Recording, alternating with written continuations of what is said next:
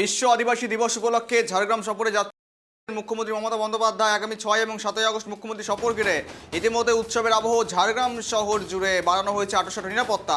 চলছে শেষ মুহূর্তের প্রস্তুতি। সফরের একাধিক কর্মসূচি রয়েছে, রাজনৈতিক থেকে প্রশাসনিক এবং জলকল্যাণমূলক অনুষ্ঠান। সূত্রের খবর, সফরের দিন বিকেলে মুখ্যমন্ত্রী একটি প্রতিবাদ মিছিলের নেতৃত্ব দিতে পারেন। বাংলা ভাষার ওপর বহিরাগত শক্তির আক্রমণের প্রতিবাদে আয়োজিত এই মিছিলে থাকবেন স্বয়ং মুখ্যমন্ত্রী মমতা বন্দ্যোপাধ্যায়।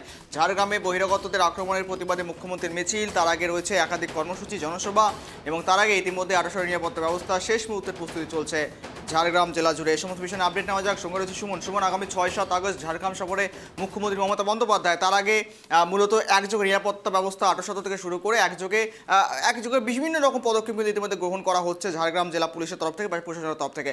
আপডেট কি উঠে আসছে এখনো পর্যন্ত, সুমন? একদমই। দেখো গৌরব, তোমাকে পুরো বিষয়টা বলে রাখি। রাজ্যের মুখ্যমন্ত্রী মমতা বন্দ্যোপাধ্যায় আগমন ঘিরে ঝাড়গ্রাম জেলার সমস্ত ব্লকে তৃণমূলের তরফে যেমন প্রস্তুতি মিটিং শুরু করা হয়েছে, তেমন প্রশাসনের তরফে ঝাড়গ্রাম শহরে একদম নিরাপত্তা ব্যবস্থা আড়াসড়া করা হচ্ছে। এবং আগামী 6 আগস্ট ঝাড়গ্রাম সফরে আসছেন মুখ্যমন্ত্রী। সফরকে নির্বিঘ্ন করতে জেলা প্রশাসন এবং পুলিশ প্রশাসন ইতিমধ্যেই শুরু করেছে চূড়ান্ত প্রস্তুতি।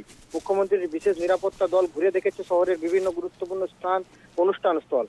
সূত্রের খবর, সফরের দিনই বিকেলে মুখ্যমন্ত্রী একটি প্রতিবাদ মিছিলের নেতৃত্ব দেবেন। বাংলা ভাষার উপর বহিরাগত শক্তির আগমনের প্রতিবাদে আয়োজিত এই মিছিলে থাকছে মুখ্যমন্ত্রী সরাসরি নিজেই অংশগ্রহণ করবেন তিনি।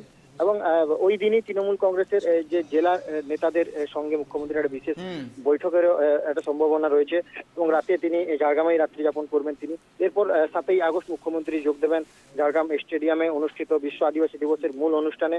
রাজ্য সরকারের অনগ্রসর শ্রেণী কল্যাণ ও আদিবাসী উন্নয়ন দপ্তরের উদ্যোগে আয়োজিত এই অনুষ্ঠান এবং সেই অনুষ্ঠান থেকে মুখ্যমন্ত্রীর হাত দিয়ে বিতরণ করা হবে জাতিগত শংসাপত্র, মেধাশ্রী ও শিক্ষাশ্রী, স্কলারশিপ, সাইকেল। একদম নজর রাখো। ধন্যবাদ সুমন সঙ্গে থাকার জন্য।